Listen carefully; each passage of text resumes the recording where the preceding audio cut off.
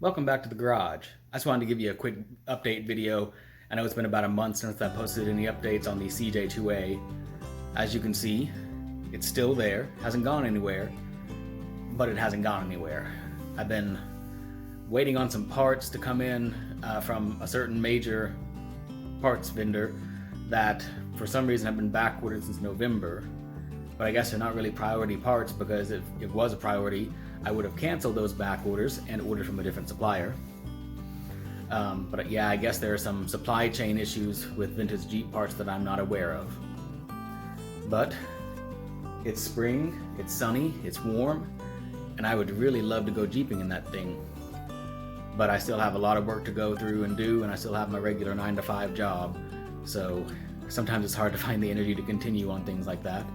But I am hopeful that I'll get back to it this spring, start pushing forward on the brakes.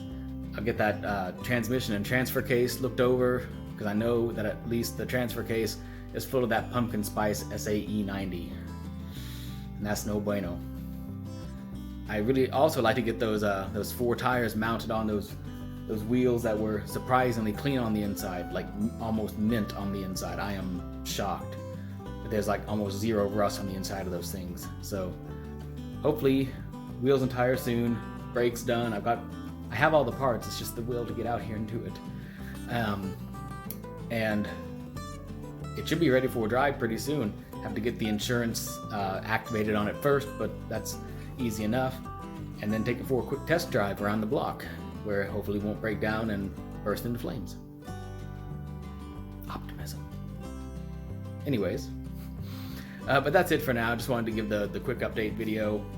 Again, hasn't gone anywhere. It just hasn't gone anywhere. Hopefully we'll get some updates soon. Thanks for watching.